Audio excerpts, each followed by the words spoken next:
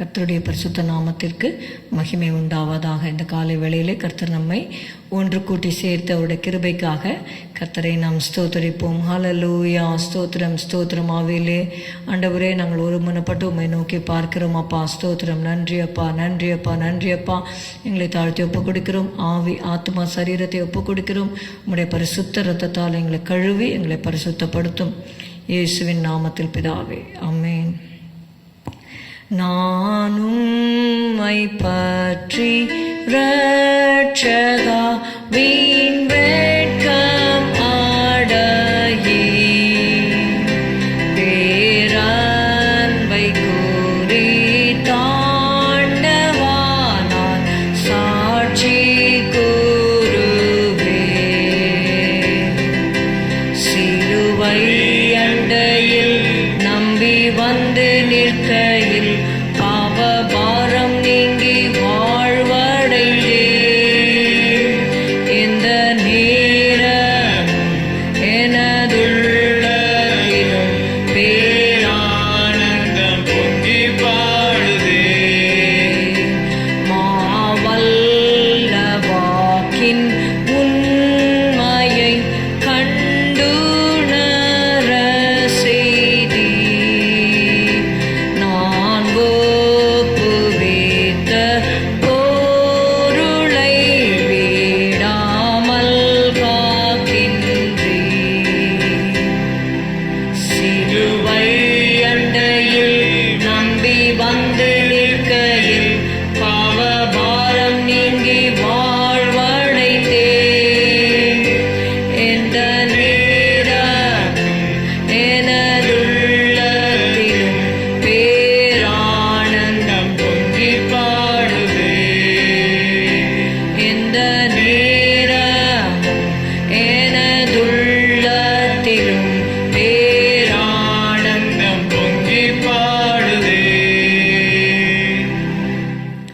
யோவான் 5வது அதிகாரம் 39வது வசனம். Let's read John chapter 5 and verse 39. வேத வாக்கியங்களை ஆராய்ந்து பாருங்கள், அவைகளால் உங்களுக்கு நித்திய ஜீவன் உண்டென்று எண்ணுகிறீர்களே. என்னை குறித்து சாட்சி கொடுக்கிறவைகளும் அவைகளே. அப்படி இருந்தும் உங்களுக்கு ஜீவன் உண்டாகும்படி என்னிடத்தில் வர உங்களுக்கு மனதில்லை. John 5:39 and 40. Search the scriptures, for in them ye think ye have eternal life, and they are they which testify of me, and ye will not come to me that ye might have life. ஆமென். இங்கே பார்க்குறோம், search த scriptures, வேத வாக்கியங்களை ஆராய்ந்து பாருங்கள். Those who want to know about Jesus or to know about the one true living God, they must read the Bible. வேதாகமத்தை சும்மா எடுத்து வைத்து படித்தா ஒன்றுமே புரியாது. நாம் ஜெபம் செய்துவிட்டு ஜெபித்து வேதத்தை திறந்த மனதோடு கர்த்தாவே சொல்லும் அடியேன் கேட்கிறேன் என்று சொல்லி நாம் வேதத்தை வாசிக்கும் பொழுது பரிசுத்த ஆவியானவர் நமக்கு வேதத்தில் உள்ள ரகசியங்களை நமக்கு போதிப்பார். இங்கே பார்க்கிறோம், வேத வாக்கியங்களை ஆராய்ந்து பாருங்கள். அப்படி ஆராய்ந்து பார்க்கும்பொழுது, சர்ச் பண்ணி பார்க்கும்பொழுது நமக்கு என்ன கிடைக்கிறது என்றால் நித்திய ஜீவன். See, what is they say the expansion of the Bible is, behold I bring life eternal. நித்திய ஜீவனை நான் உங்களுக்கு கொடுக்கிறேன் என்று சொல்லி பார்க்கிறோம். அந்த நித்திய ஜீவன் என்று சொல்லும் பொழுது இந்த உலகத்தில் நாம் பிறக்கிறோம், நம்ம இறக்கிறோம். ஆனால் நம்முடைய ஆத்மாவுக்கு மரணம் கிடையாது. அது நித்தியமாக ஒன்று பரலோகத்துக்கு போகும், இல்லாவிட்டால் நரகத்திற்கு போகும். நாம் செய்கிற பாவங்கள் அக்கிரமங்கள் நமக்கு மன்னிக்கப்பட்டால் ஒழிய நம்மால் பரலோகத்திற்கு போக முடியாது. அதனாலே தேவன் நம்முடைய பாவங்களை போக்கும் பலியாக, பழுதற்ற பலியாக இயேசுவை இந்த உலகத்திலே அனுப்பி நமக்காக அவர் மரிக்கும்படியாக தம்முடைய ஒரே பேரான குமாரனை இந்த உலகத்திலே தேவன் அனுப்பினார். இது அவருடைய அன்பை குறிக்கிறது. அவரை நாம் ஏற்றுக்கொள்ளும் பொழுது நாம் நித்திய ஜீவனை நாம் பெற்றுக்கொள்கிறோம். ஆனால் இயேசு சொன்னார் இங்கே 40வது வசனம், அப்படி இருந்தும், அதாவது வேத வாக்கியங்களை திறந்த மனதோடு ஜெபத்தோடு வாசிக்கும் பொழுது you can very well understand the scriptures.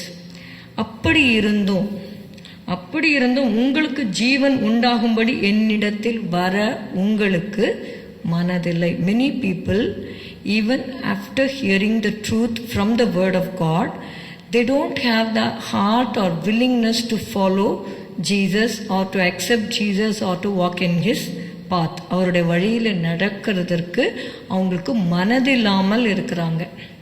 அவங்களுக்கு பாவம்தான் ரொம்ப முக்கியமாக போச்சு. இந்த உலகத்தில் என்ஜாய் பண்ணணும், பாவத்தில் வாழணும், இதை தான் அவங்க முக்கியத்துவம் கொடுக்குறாங்களே வெளிய மரணத்துக்கு அப்புறம் நம்ம ஆத்மா நித்தியமாக எங்கே போய் இருக்குங்கிறத பற்றி அவங்களுக்கு கவலையே இல்லாமல் இருக்கிறாங்க அப்படின்னு சொல்லி இயேசு சொல்லுகிறார். ஆனால் யோவான் 1:12 சொல்லுகிறது, அவருடைய நாமத்தின் மேல் விசுவாசம் உள்ளவர்களாய் அவரை ஏற்றுக்கொண்டவர்கள் எத்தனை பேர்களோ அத்தனை பேர்களும் தேவனுடைய பிள்ளைகளாகும்படி அவர்களுக்கு அதிகாரம் கொடுத்தார். As many as received him, to them gave he authority to become the children of God. Let's read John 1:12. But as many as received him, to them gave he power to become the sons of God, even to them that believe on his name. Amen. அவருடைய நாமத்தின் மேல், இயேசு என்கிற நாமத்திலே அவர் இந்த உலகத்திலே வந்தபடியினாலே, ஏன்னா அவர் பிறக்கச்சேவே அவருக்கு சொன்ன. நீங்கள் பார்த்தீங்கன்னா மத்தேயு 1:21 எழுதப்பட்டிருக்கிறது, அவள் ஒரு குமாரனை பெறுவாள். அந்த குமாரன் எப்படி உண்டாகும் அப்படின்னு நீங்கள் பார்த்தீங்கன்னா 20வது வசனம் கடைசியில், அவளிடத்தில் உற்பத்தியாயிருக்கிறது பரிசுத்த ஆவியினால் உண்டானது. So the birth of Jesus is Holi.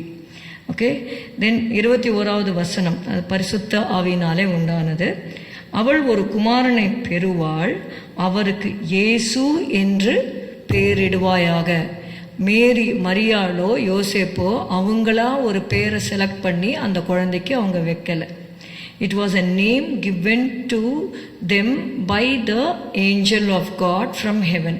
பரலோகத்திலிருந்து ஒரு கர்த்தருடைய தூதனை அனுப்பி இந்த குழந்தைக்கு இயேசுன்னு பேர் வைங்க அப்படின்னு சொல்லிட்டு சொல்லப்பட்டது.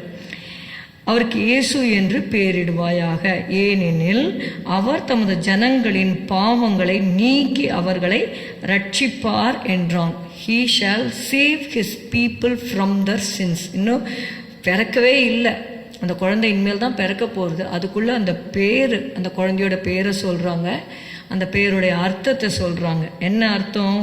தமது ஜனங்களின் பாவங்களை நீக்கி அவர்களை ரட்சிப்பார். That is the main aim why Jesus came into this world.